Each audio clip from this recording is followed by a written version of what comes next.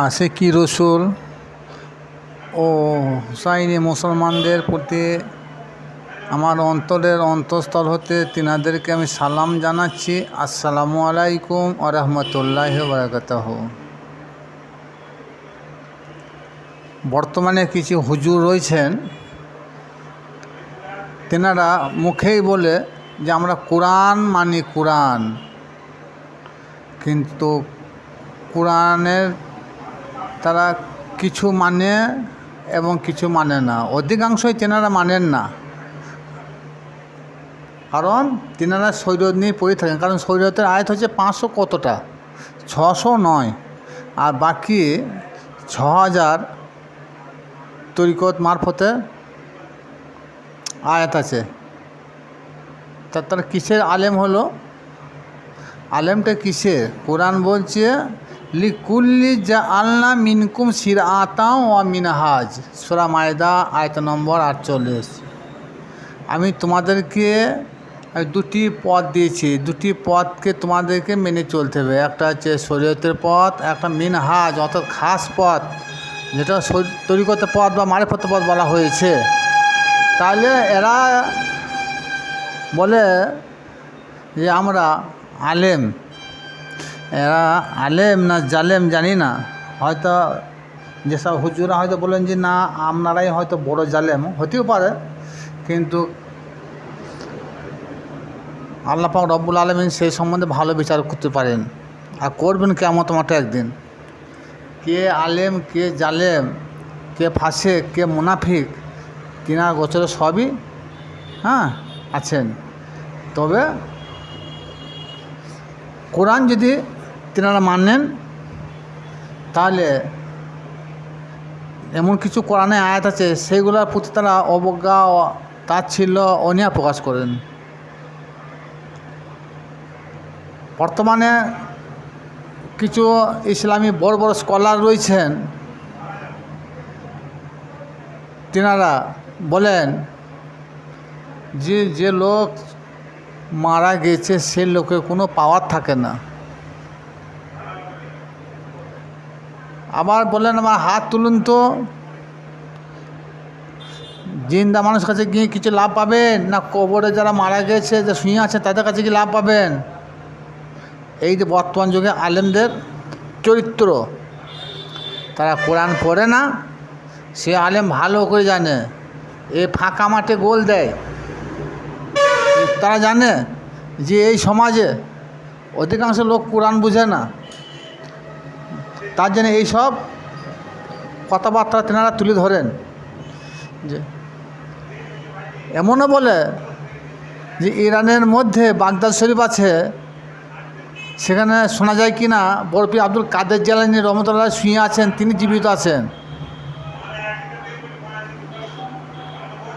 কারণ তেনারা বলছেন তিনি যে জীবিত থাকতেন তাহলে নিশ্চয় তেনার কিছু করণীয় থাকতো। তিনি মরে গেছেন, তেনার হাড়গোড় মাটিতে মিশে গেছে। এমনও বলে যে খাজা বাবাও তাই, হাসান হোসেনের জন্য তাই বলেন। এমনকি দিনের নবীর জন্য বলে থাকেন যে নবী মৃত্তিকা সে মিট গায়া, সে নবীর কোনো পাওয়ার নাই, মাটিতে পচিয়ে মিশে গেছে, তার কোনো অস্তিত্ব নাই। কিন্তু যারা হাদিস বিশারদ, যারা হাদিস মানেন, তেনারা জানেন না যে আমার হুজুর পাক সাল্লাল্লাহু তাআলা আলাইহি সাল্লাম মদিনার জমিনে শুয়ে শুয়ে ইয়া হাবলি উম্মতি, ইয়া হাবলি উম্মতি, আমার উম্মতের কী হবে, আমার উম্মতের কী হবে। তাহলে যে লোকটা এখনও মদিনার জমিনে শুয়ে শুয়ে ইয়া হাবলি উম্মতি, ইয়া হাবলি উম্মতি বলছে, সে লোকটা মৃত্যু হয়ে গেছে, এ কথাটা বলে কি এমনে তাদের জিভ কাঁপে না?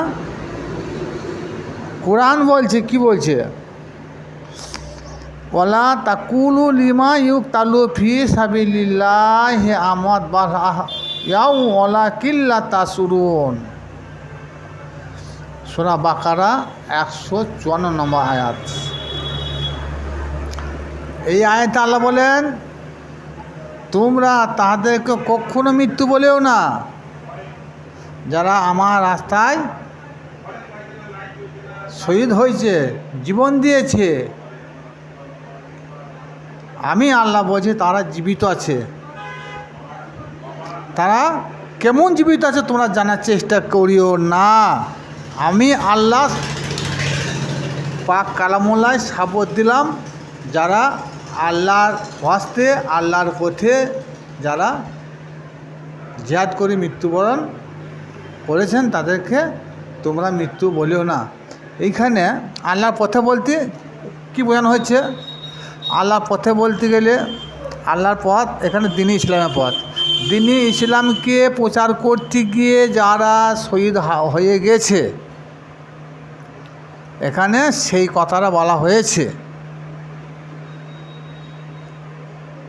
সাহাবীরা আল্লাহ রসুল সাল্লাল্লাহু তাআলা আলাইহি সাল্লামকে জিজ্ঞেস করলেন, ইয়া রাসূলুল্লাহ, ইয়া হাবিবাল্লাহ, বদর এবং উহুদ যুদ্ধে আমাদের ভয়াবহ ক্ষতি হয়েছে, অনেক লোক মারাও গেছে।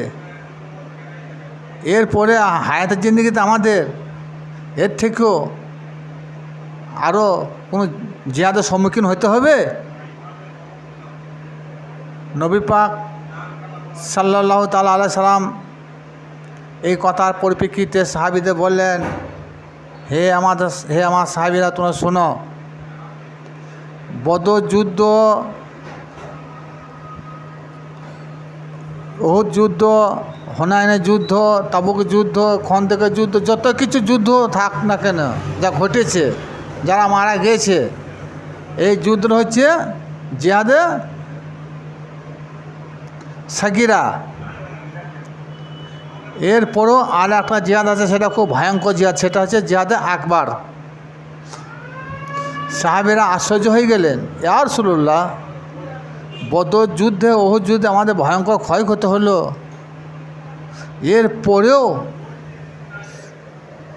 আর একটা যুদ্ধ আছে, সেটা জিহাদে আকবর, আর এই জিহাদটা হচ্ছে জিহাদে আসগর, মানে ছোট জিহাদ আর বড় জিহাদ। এটা কি একটু বুঝিয়ে বলুন। আল্লাহ নবী বললেন সাহাবীদের, মানুষ যারা নিজের নাফসের সঙ্গে জিহাদ করেছে, এইটা নিজের নাফসের সঙ্গে যারা জিহাদ করেছে, এইটা জিহাদে আকবর। এই নাফসের জিহাদ যে যারা মৃত্যুবরণ করেছে, তাদেরকে তোমরা কেউ মৃত্যু বলেও না, আল্লাহ বলছেন। তাইলে আল্লাহর ওলিরা, পীর ফকির,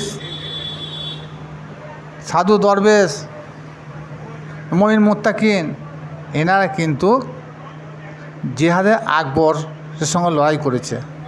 হ্যাঁ, এরা নিজের নাফসের সঙ্গে জিহাদ করেছে সর্বদাই।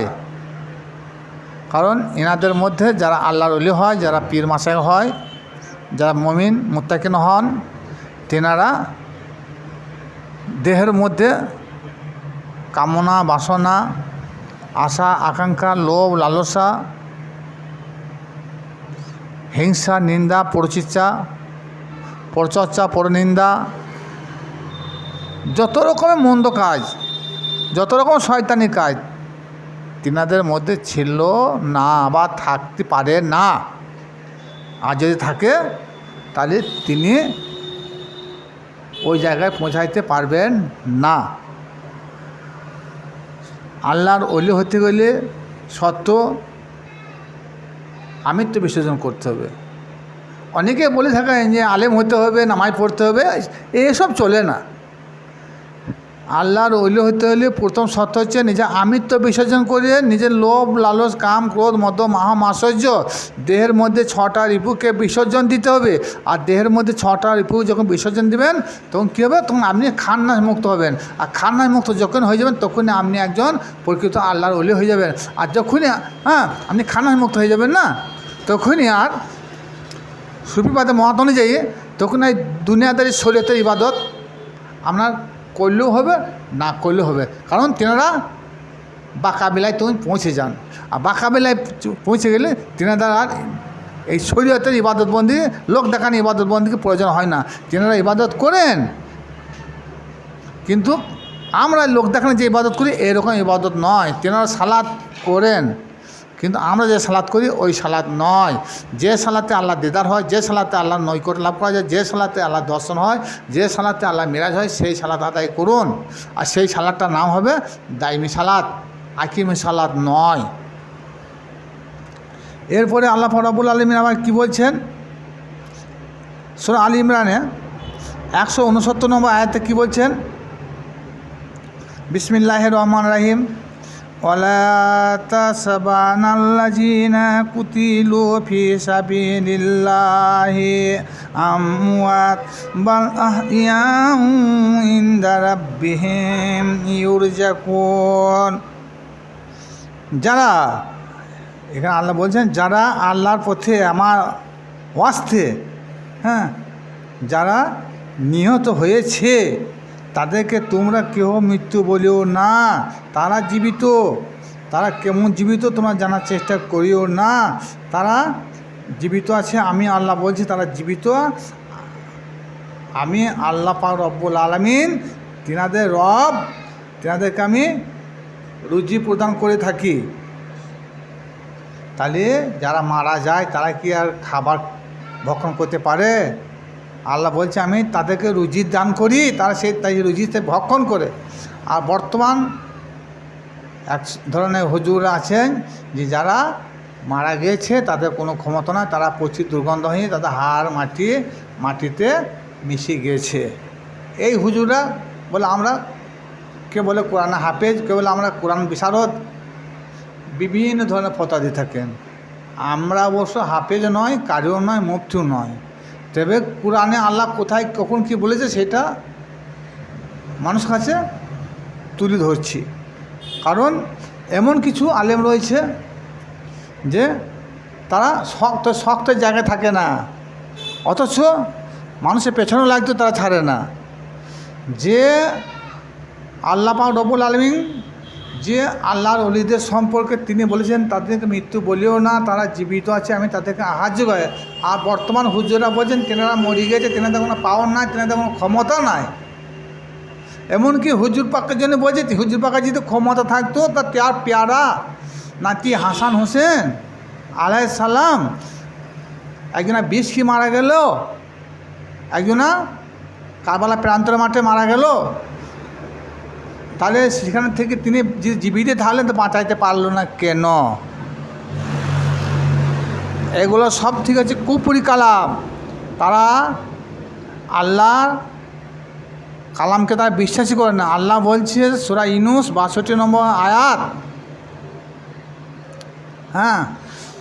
আলা ইন্না আউলিয়া আল্লাহি লা খাউফুন আলাইহিম ওয়ালা হুম ইয়াহজানুন। সাবধান হয়ে যাও আমার বন্ধুদের কাছ থেকে। আল্লাহ বলছে তোমরা তাদের সম্বন্ধে কুধারণা করিও না, সমালোচনা করিও না, তাদেরকে মন্দ বলিও না। আমি আল্লাহ বলছি তারা বন্ধু, এদের কাছে সাবধান হয়ে যাক। কারণ এরা বলে আমরা কোরআন মানি। দেখুন আল্লাহ কি বলছে। আল্লাহ যাদের বলছে যে এরা জীবিত আছে, আর এক সম্পদে হুজুর বলছেন তেনারা নাকি এরা যদি জীবিত আছে তাহলে এদের ক্ষমতা কই। দেখুন আমরা একটা বাড়িতে যদি কারো 5টা ভাই থাকে, তা 5টা ভাইয়ের মধ্যে যদি কোনো একজনকে একটা ডাকাতের দলকে দুষ্কৃতি জোর করে ধরে নিয়ে যায়, দেখবেন তার হাত থেকে আমরা ছাড়াইতে পারি না, তাকে মৃত্যুর হাত থেকে তাকে রোধ করতে পারি না। কিন্তু আমরা কি মরে গেছি? না, আমরা মরি না। কিছু কিছু মানুষ আছে যে জীবিত থাকা অবস্থায় সব কাজ সবার দ্বারা সমাধান হয় না। যেমন আল্লাহ পাক রব্বুল আলামিন তিনার সুপ্রিম পাওয়ার, সুপ্রিম ক্ষমতা। তিনি স্রষ্টা, তিনি খালেক, তিনি মালেক, তিনি রাজাক, তিনি সালাম, তিনি রহিম, তিনি রহমান। কিন্তু যখন আব্রাহা বাদশাহ কাবাগিরও ধ্বংস করতে এলো, তখনও তিনি ক্ষমতা প্রয়োগ করতে পারলেন না। বলছি কী বললেন, আবাবিল পাখির মাধ্যমে আবরা বাদশাহ ধ্বংস করলেন। আল্লাহ পারতেন না? আল্লাহ পারতেন, কিন্তু মানুষকে বুঝাইছেন যে না, কিছু কিছু বস্তু, কিছু কিছু মখলুকাত আছে আমি সৃষ্টি করেছি, তাদের ক্ষমতা আছে, সেই ক্ষমতাটা আমারই দেওয়া ক্ষমতা। আল্লাহর ওলিদের ক্ষমতা আল্লাহরই দেওয়া ক্ষমতা, কিন্তু সব জায়গায় সব ক্ষমতা পুরো হয় না। আল্লাহ পাক রব্বুল আলামিন সারা পৃথিবীটা সপ্তম জমিন ও আসমানটাকে এক মুহূর্তের মধ্যে কোন শব্দ দ্বারা তৈরি করতে পারতেন, তবুও তিনি 6 দিন সময় লাগিয়েছেন। তিনি কি অপারগ? তেনার ক্ষমতা কম? বলুন। যারা বলেন, যারা কবরে শুয়ে আছে, যারা মাটির সঙ্গে মিশিয়ে গেছে, আল্লাহ ওলিদের সম্বন্ধে বলেন, নবীর সম্বন্ধে বলেন, হাসান হোসেন সম্বন্ধে বলেন, আলীর সম্বন্ধে বলেন, বরফির সম্বন্ধে বলেন, খাজাবার সম্বন্ধে বলেন, তাহলে যেখানে খাজা বাবা, বরফি সাহেব, দাতা বাবা, তিনাদের সম্বন্ধে যে এরকম যদি কুমন্তব্য ধারণা রাখতে পারে, তাহলে তারা কেমন লোক? যাদের সম্বন্ধে আল্লাহ সংকেত দিয়েছে, হুঁশিয়ারি দিয়েছে, যাদের প্রশংসা স্বয়ং আল্লাহ পাক রব্বুল আলামিন নিজেই করছেন, তাহলে আমরা কাকে অনুসরণ করবেন? আল্লাহ ব্যক্তিকে অনুসরণ করবেন, আল্লাহ ওলিদিকে অনুসরণ করবেন, না বর্তমানে এই হুজুরদের অনুসরণ করবেন? কারণ আল্লাহ কোনো জায়গায় বললেন নাই যে আলেম, হাফেজ, কারি, মৌলানা, মুফতি, মুহাদ্দিস এদের ভয় নাই। কিন্তু ভয় নাই কাদের বলেছে? যারা আমার বন্ধু হয়ে গেছে, যারা আল্লাহর ওলি হয়ে গেছে, তাদের কোনো ভয় নাই। যারা মুমিন হয়ে গেছে, যারা মুত্তাকিন হয়ে গেছে, তাদের ভয় নাই। কিন্তু কোনো জায়গায় হাদিসে এবং কোরআনে একটা জায়গায় বলে না যে আলেমদের ভয় নাই, হাফেজদের ভয় নাই, এরকম কোনো জায়গায় লেখা নাই। অথচ সেই হুজুরাই লম্বা লম্বা লেকচার দিচ্ছেন। সেদিন ইউটিউবে দেখছি